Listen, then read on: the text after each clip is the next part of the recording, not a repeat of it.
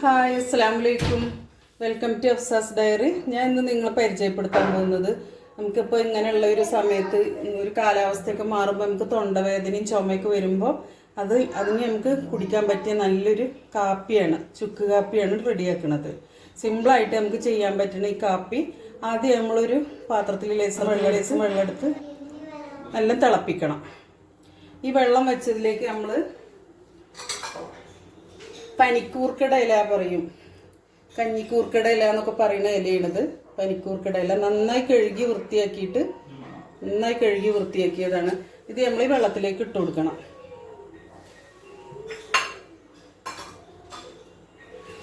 അതേപോലെ നമ്മൾ തുളസി ഇലയാണിത്.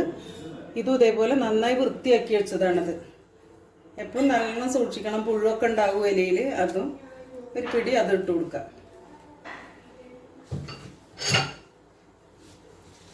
അതുപോലെ ഇത് നമ്മൾ അടക്കാപ്പഴത്തിൻ്റെ ഇലയാണ്, പേരക്കട ഇലയാണിത്.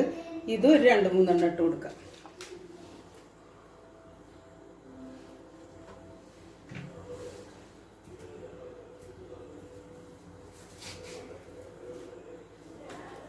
കുറച്ച് പുതിന ഇലയും കൂടി ഇട്ടിട്ട് നന്നായി വൃത്തിയാക്കിയ പുതിന ഇലയും കൂടി ഇട്ടിട്ട് ഈ വെള്ളം നന്നായി തിളപ്പിക്കണം. ഇത് മനസ്സിലായിട്ടുണ്ടാവുമെന്ന് വിചാരിക്കണം. ഇത് അടക്കാപ്പഴത്തിൻ്റെ പേരക്ക എന്നൊക്കെ പറയില്ലേ, അതിൻ്റെ ഇലയാണിത്. ഇതൊരു 2-3 ഇലയാണ് ഇടുന്നത്.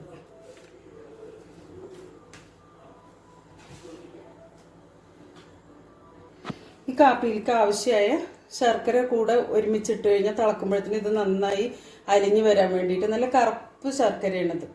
ഇതാണ് ഇതിലേക്ക് നല്ലത്. അപ്പം നമ്മൾ കാപ്പിയാണ് ഉണ്ടാക്കുന്നത്. അപ്പോൾ ഈ കാപ്പി ഇതിലേക്ക് ഇതും കൂടി ഇട്ട് കൊടുക്കാം. ഇതിട്ട് കൊടുത്തതിന് ശേഷം ഇത് നന്നായി തിളച്ച് വരുമ്പോഴത്തേന് ഇതിലേക്ക് ചേർക്കേണ്ട മറ്റുള്ള കാര്യങ്ങളാണിത്.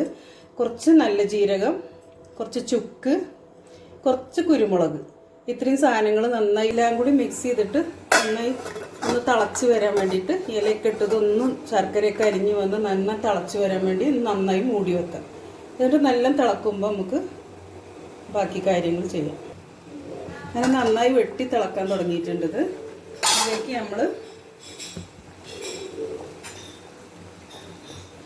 നല്ല ശർക്കരയൊക്കെ ഇതായി തുളസിയുടെ ഇലയും പുതിന ഇല, പേരക്കട ഇല, അതേപോലെ പനിക്കൂർക്കട ഇല, ഇതെല്ലാം നല്ലോണം ഒന്ന് വാടി ഇതിലേക്ക് ഇങ്ങനെ വെള്ളത്തിലേക്ക് യോജിച്ച് നല്ലൊരു സ്മെല്ല് വരുന്നുണ്ട്. ഇപ്പോൾ ഈ സമയത്ത് നമ്മളെല്ലാം കൂടി ജീരകം, കുരുമുളക്, ചുക്ക് ഇവ 3 കൂടി കൂട്ടി പൊടിച്ചത് ഇതിലേക്ക് ഇട്ട് കൊടുക്കാം.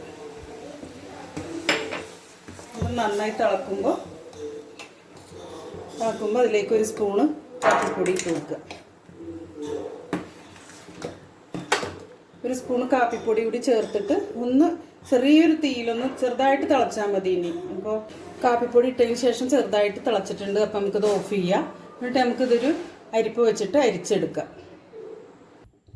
അങ്ങനെ നമ്മുടെ ചുക്ക് കാപ്പി റെഡിയായി. എല്ലാവരും ഇതുപോലെ ഉണ്ടാക്കി വെക്കണം. തൊണ്ടവേദനയും ചെവി വേദനയൊക്കെ വരുമ്പോൾ നമുക്ക് ഇത് തൊണ്ടയിൽ കൂടെ അങ്ങനെ ലൈറ്റ് ചൂടോടുകൂടി ഇറങ്ങിപ്പോകുമ്പോൾ നല്ലൊരു സുഖമാണ്. അപ്പോൾ ഞങ്ങളൊക്കെ പനിയൊക്കെ വന്നു കഴിഞ്ഞാൽ പെട്ടെന്ന് ഇങ്ങനെ ഒരു കാപ്പി ഉണ്ടാക്കിയിട്ട് ഒരു 1-2 പ്രാവശ്യം കുടിക്കുമ്പോഴത്തേന് ഞങ്ങൾക്കൊരു സുഖം തോന്നാറുണ്ട്. അപ്പോൾ അതുപോലെ എല്ലാവരും ചെയ്തു നോക്കണം. എൻ്റെ വീഡിയോ ആദ്യമായി കാണുന്നവരാണെങ്കിൽ സബ്സ്ക്രൈബ് ചെയ്യണേ. അതേപോലെ തന്നെ ഇത് മറ്റുള്ളവരിലേക്ക് ഷെയർ ചെയ്യണേ. ഇതുപോലെ എല്ലാവരും ഉണ്ടാക്കി നോക്കിയിട്ട് കമൻറ്റ് ചെയ്യാനും ലൈക്ക് ചെയ്യാനും മറക്കരുത്. ഇൻഷാ അല്ലാഹ് മറ്റൊരു കുഞ്ഞു വീഡിയോയുമായി വരുന്നത് വരെ അസ്സലാമു അലൈക്കും.